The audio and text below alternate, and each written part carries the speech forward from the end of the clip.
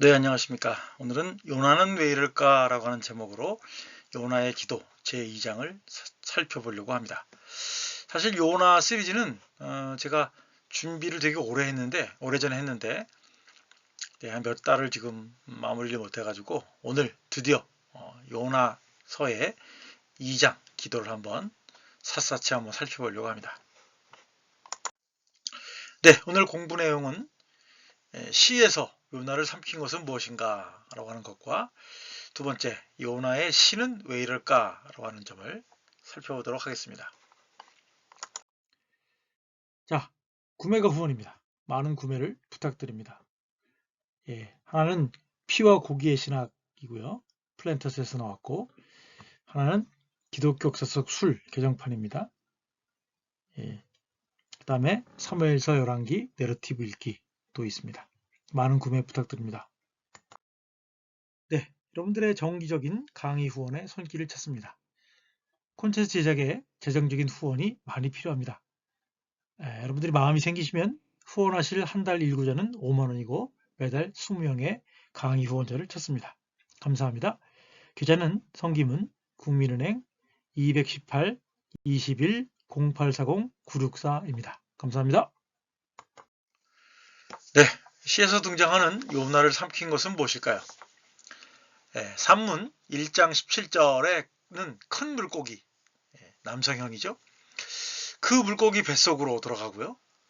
그 뱃속은 히브리어의 특성상 위장이나 자국 모두를 의미할 수 있습니다. 시 부분인 2장 2절에서는 수울의 뱃속으로 들어갔다 이렇게 얘기를 하고 있고요. 시인 2장 3절은 깊은 곳 바다의 가운데에 라고 얘기를 하고 있습니다. 이것은 하나님으로부터 버림받은 곳, 심지어 수울, 깊은 곳이라고 말하는 것 같으나 그럼에도 불구하고 요나는 하나님과 계속 소통하는 것처럼 보입니다. 물론 이제 이거를 모놀로그냐 다이얼로그냐라고 보면 또 해석이 달라질 수도 있습니다. 이런 그 물속의 어떤 상황에 대해서 그 비슷한 표현들이 이제 출애굽기하고 신명기에 등장을 합니다. 출애굽기 15장 5절 깊은 물이 그들을 덮으니 그들이 돌처럼 깊음 속에 가라앉았도다. 주의 콧김에 물이 쌓이되 파도가 언덕같이 일어서고 큰 물이 바다 가운데 엉기이니라.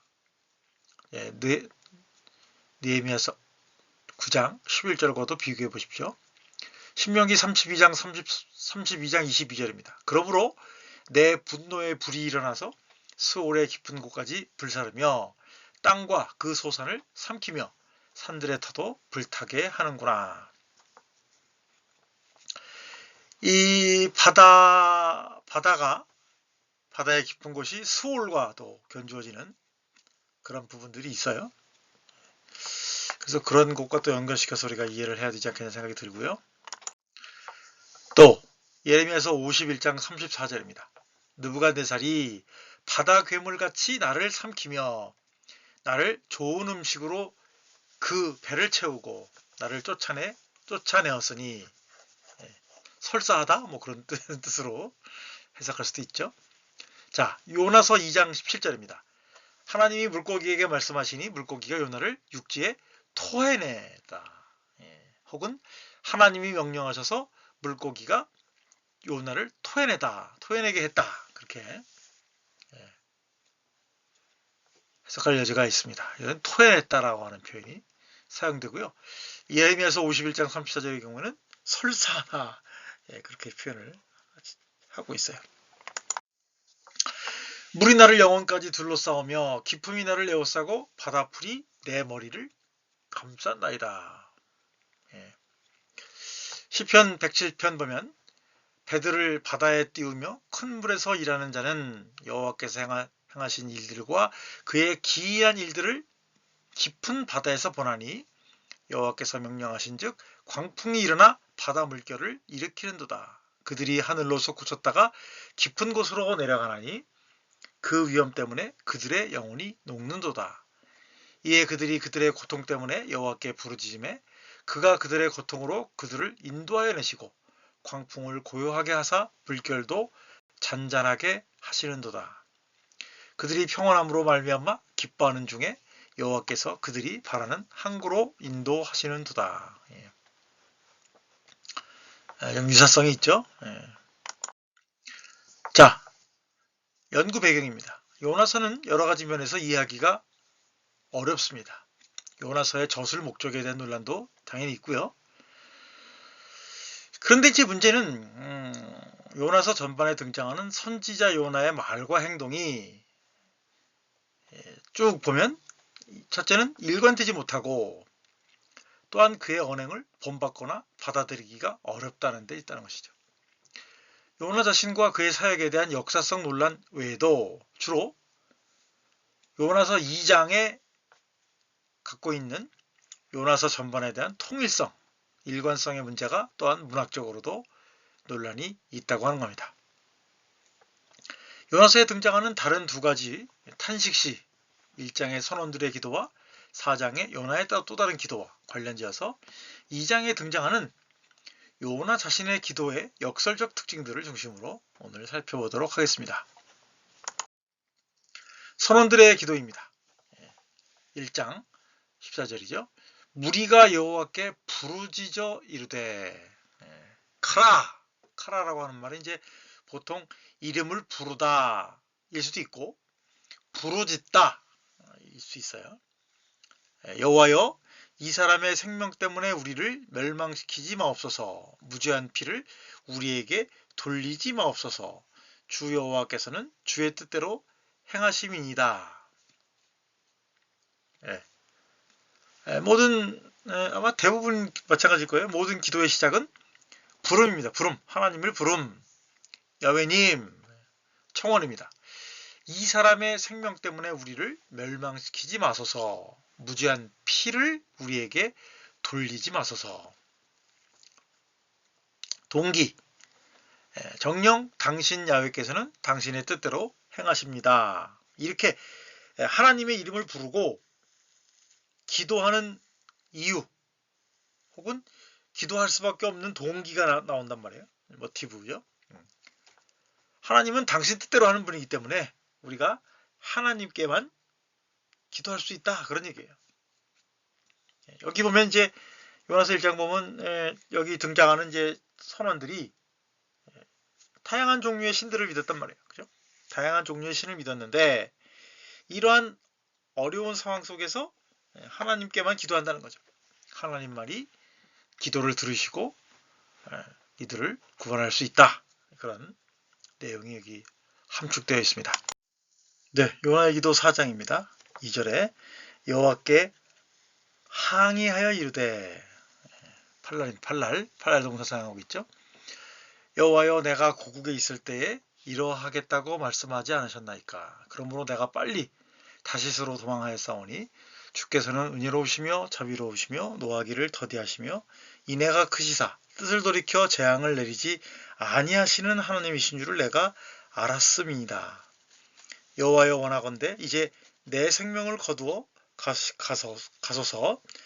내가 사는 것보다 죽는 것이 내게 더 나음이니이다. 네, 요나의 기도 4장 분석입니다. 첫째는 하나님을 부르는 거죠. 당연히 제가 말씀드렸어요. 야훼님, 안나, 야훼. 하나님의 말씀에 대한 비난입니다. 약속의 비반. 내가 고국에 있을 때 이러하겠다고 말씀하지 않으셨습니까? 자신의 도피 행위의 정당화입니다. 그러므로 내가 빨리 다시스로 도망하였사오니 동기, 내가 알았습니다. 주께서는 은혜로우시며 자비로우시며 노하기를 더디하시며 헤세드가 크시며 뜻을 돌이켜 재앙을 내리지 아니하시는 하나님이신 줄을 내가 알았습니다. 그래서 도망갔다는 얘기예요. 그래서 탄원, 야훼님 원컨대 이제 내 생명을 취하소서. 이유는 뭡니까? 정녕 사는 것보다 죽는 것이 더 낫습니다. 아주 모순된 그런 기도의 내용이죠. 요나서 2장 요나의 기도의 또 특징은 다양한 기도의 용어를 사용하고 있다고 하는 것이죠. 1절에 요나가 물고기 뱃속에서 그의 하나님 여호와께 항의하며 2절 여호와께 불러 아뢰었더니 그가 수월의 뱃속에서 부르짖었더니 내가 말하기를 내 기도가 주께 이르렀사오며 그런 면에서 요나의 기도는 좋은 의미의 감사의 기도가 아니라 자신이 처한 비참한 상황에 대한 도움의 절규와 불평의 기도를 의미한다고 하겠습니다. 네, 구약의 기도의 용리의 측면에서 본 요나의 기도입니다. 요나의 기도 자체가 문맥상 캐릭터상 모순도 드러나 있지만 히브리어 팔랄이라는 표현이 말해주듯이 기도 자체에 불평 혹은 항의의 함축이 있습니다. 요나의 기도는 개념적으로는 출애굽이라는 이스라엘에 대한 하나님의 구원, 과거사적인 찬양시와 현실적으로는 풍랑 가운데 선원들과 요나 자신이 겪은 고난과 자신을 물에 던진 구원, 현재의 구원에 대한 감사를 바탕으로 하는 것입니다. 앞서 살펴본 내용의 연장선상에서 이방인들의 구원과 요나의 심판이라고 하는 역설적인 상황이 배경에 있습니다. 요나의 기도 실제로 한번 살펴볼게요. 이상하다라고 학자들이 얘기하는 이유는 다양한 그 장르들이 여기에 섞여 있기 때문이란 말입니다. 첫 번째는 고난과 여호와께 부르짖음에 대한 응답, 탄식시고요. 두 번째는 바다에 빠짐과 야훼의 성전 찬양시고요. 세 번째는 바다에 빠짐과 야훼의 성전 찬양시이고 마지막으로는 고난 가운데 감사의 제사, 야훼의 구원, 감사시라고 하는 것입니다. 개인 탄식시입니다. 주어가 나아입니다. 가장 많이 시편에 등장하는 시고요. 징벌인 고난과 무고한 핍박과 같은 다양한 상황을 배경으로 합니다. 이 시는 탄식으로 시작하여 감사로 마무리합니다. 왜냐하면 그 구원 신탁 혹은 구원의 확신으로 인해서 탄식이 이제 감사로 바뀌게 되는 거죠. 첫 번째, 고난과 야훼께 부르짖음에 대한 응답, 탄식시이죠. 2절에서 내가 받은 고난으로 말미암아 여호와의 이름을 불러 아뢰었더니 주께서 나의 기도에 응답하셨고 내가 수월의 뱃속에서 부르짖었더니 주께서 내 음성을 들으셨나이다. 재밌죠? 개인 탄식시의 형식입니다. 첫째는 하나님의 이름을 부릅니다. 두 번째는 자기 상황에 대한 탄식이 나와요. 하나님 혹은 탄식자 혹은 대적에 대한 탄식이 나오고요. 세 번째는 신뢰의 고백입니다. 자신의 신뢰 혹은 하나님의 긍휼, 신실함에 대한 신뢰. 네 번째는 구원을 간구합니다. 하나님의 개입과 나의 운명의 전환이죠. 다섯 번째는 찬양의 약속입니다. 서원 기도가 찬양을 하겠다, 구원을 받으면 찬양을 하겠다 그런 내용이죠. 그래서 혹은 감사 제물이나 혹은 하나님의 이름을 찬양하는 서원을 하는 것으로 나와 있습니다. 요나는 마치 자기가 하나님께 많은 긴급하고 열정적인 기도를 드렸던 것처럼 1, 2절에서 자신의 기도를 다양한 용어를 사용하고 있습니다. 팔랄, 아마르, 카라, 샤바. 요나는 바닷속 깊은 곳에 거대한 물고기 뱃속에 있으면서 바다로부터 깊은 곳으로부터 그리고 거대한 물고기 뱃속으로부터 즉 자신이 징벌을 받고 있는 상황 속에서 구원을 위한 자기 기도가 이미 응답받았다는 것을 확신하고 있습니다. 그러나 그것은 하나님으로부터 자신들의 기도에 응답을 받았던 선원들이나 할 수 있는 말이었다고 하는 거죠. 다섯 번째는 찬양시입니다. 찬양시는 하나님의 일반적인 은혜를 감사하는 내용으로 감사시와 많은 면에서 유사합니다. 찬양시, 타힐림의 형식입니다. 서론, 너희는 야훼를 찬양하라는 도입부로 시작합니다. 여기 너희에는 이스라엘, 온 땅, 신들과 천사들, 자연세계를 포함합니다. 본론입니다. 찬양을 위한 동기를 제시합니다. 세 번째는 야훼를 찬양하라 라고 하는 서론의 반복으로 마무리합니다. 이 표현은 보통 너희, 2인칭 복수 명령형이나 권거형이나 수동태 등으로 사용됩니다. 자, 바다에 빠짐과 야훼의 성전입니다. 개인 찬양시 3절 4절. 주께서 나를 깊음 속 바다 가운데에 던지셨으므로 큰 물이 나를 둘렀고 주의 파도와 큰 물결이 다 내 위에 넘쳤나이다. 내가 기도하기를 내가 주의 목전에서 쫓겨났을지라도 다시 주의 성전을 바라보겠다 하였나이다. 요나는 하나님에게서 추방당한 것이 아니라 자신이 하나님을 피해 도망친 것입니다. 여기서 발견되는 요나의 인격적인 모습은 여전히 드러납니다. 요나는 야훼를 고난을 심화시키는 분으로 경험하고 있습니다. 요나는 고난 속에서 하나님의 구원에 대한 확언적인 의미를 가진 겸손한 자세를 나타내는 것인지 아니면 적대적인 감정의 원망을 나타내는 것인지에 대해서는 불분명합니다. 요나의 고난을 생각하면 전자 같고 요나의 고집스러운 불순종을 생각하면 후자 같습니다. 아마도 구원의 확신과 고난에도 불구하고 고집을 꺾지 않겠다는 이 고집, 요나의 고집의 두 가지 감정 모두를 이중적으로 내포하고 있는 것은 아닌가 그런 생각이 듭니다. 바다의 빠짐과 야훼의 성전, 개인 찬양시죠. 물이 나를 영혼까지 둘러싸우며 깊음이 나를 에워싸고 바다풀이 내 머리를 감쌌나이다.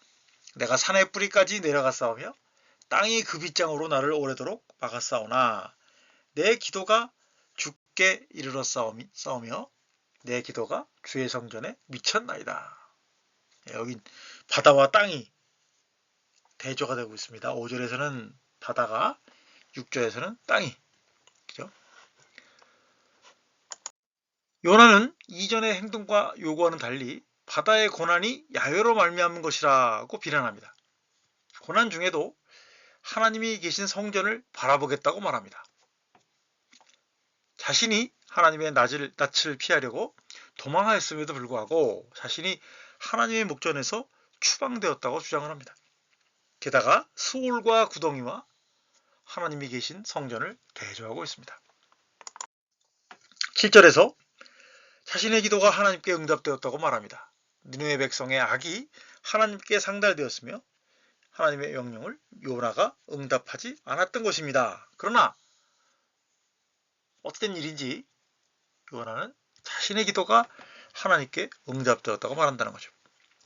요나 자신의 고난이 자신의 불순종으로 인한 것이지만 요나는 절대로 그것을 시인하지 않습니다. 그것을 시인한다면 원칙적으로는 자신의 잘못을 회개해야 할 것이고 하나님께 돌이켜 그 뜻을 행해야 하기 때문입니다. 그러나 그는 자신의 구원만을 기뻐하며 그것이 이미 응답받았다고 말하고 있다는 거죠. 마지막 구절입니다. 고난과 감사의 목소리, 야훼의 구원.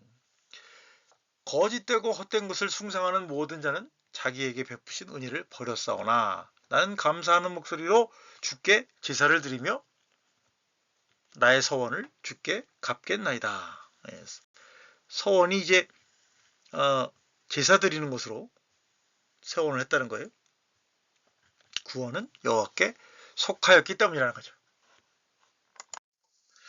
이 노래는 요나가 처한 현재 상황이나 이전의 행동과 모순을 드러냅니다.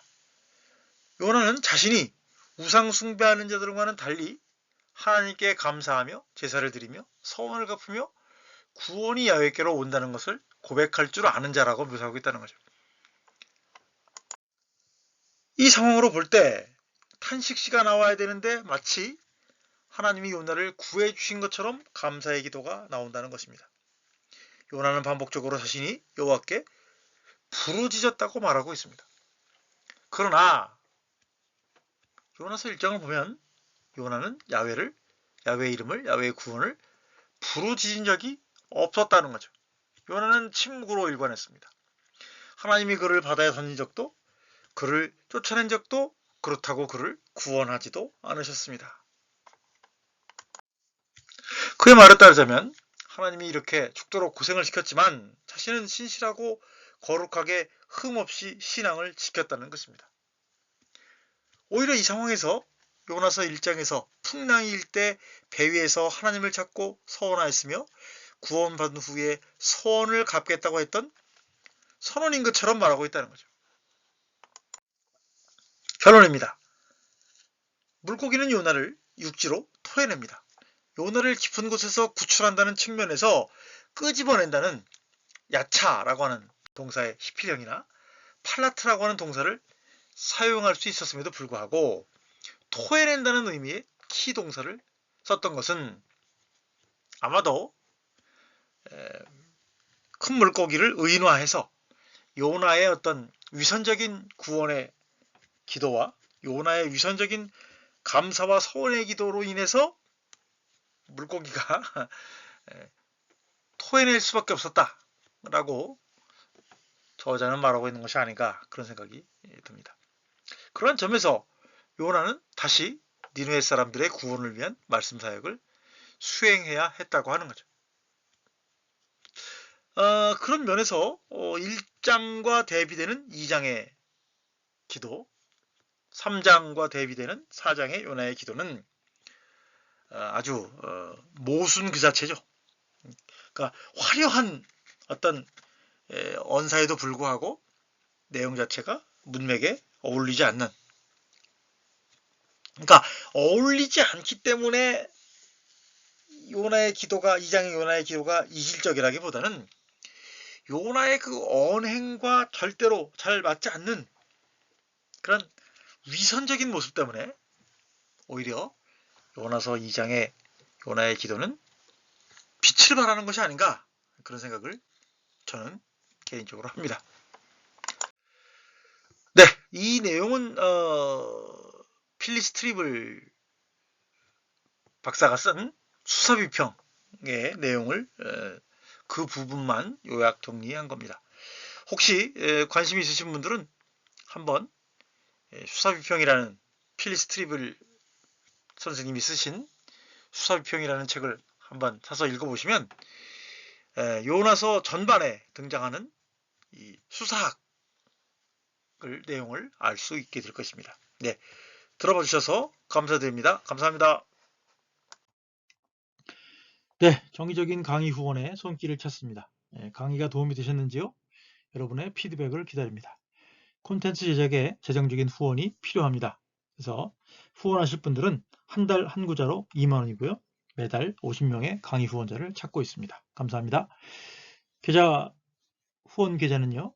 성김은 국민은행 218-21-0840-964입니다. 감사드립니다.